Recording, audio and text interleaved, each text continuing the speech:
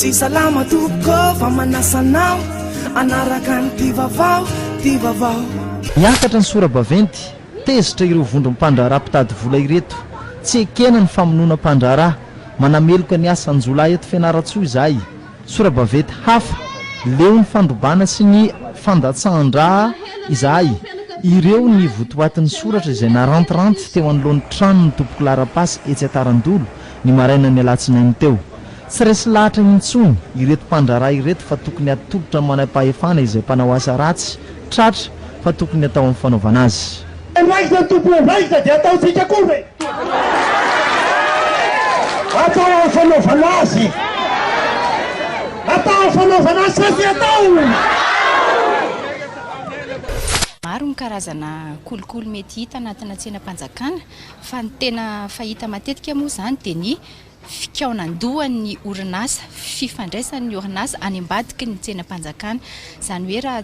raha telo na efatra no orinasa mifaninana dia izy telo na efatra efa mikandoha any ambadiky ny tsenam-panjakana dia anisan'ny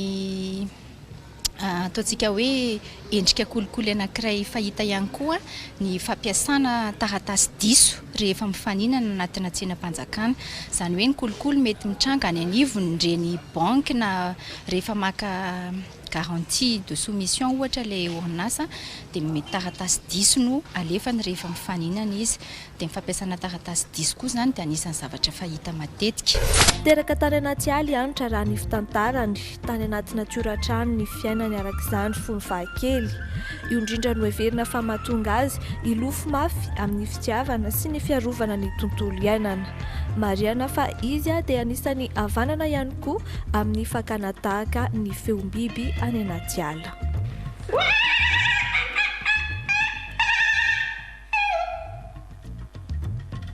fasana iray indray no fantatra tamin'ny asabotsy teo niaran'izany favoazana izany tao Antsahalava Fokotany Manandrina olona sendra nanadio fasana andevena nanona atsikatra fa vaky ty fasana iray mifanakaiky amin'ny azy ity nampandreny tompona andraikitra akaiky eo amin'ny Fokotany izy ireo hijery izany toe-javatra izany tsy afaka mijery ny zava-misy marina tao anatin'ny fasana nefa izy ireo satria tsy fantatra ny tompon'ny fasana toy izany koa ireo mpitandro ny filaminana izay tonga teny toerana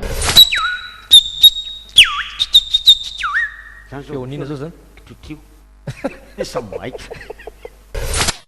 ny maripana aloha zany zao dia efa hita fa manomboka miakatra ihany roa folo degré telo ambin'ny folo degré zao ny tia Fotany Fianaratsoa efa mahita 4 degré ny ambany indrindra raha ny totanisy isa-taona zany dia any amin'ny 20 ny volana septambra zay vao tena hita tanteraka amin'izay ny fiakaran'io maripana io zany hoe tsy dia midina loatra ambaniny tokony izy tsony izy zany dia amin'izay fotoana zay vao tena antenaina amin'izay le hoe hafanafona amin'izay ny andro zany eto Madagasikara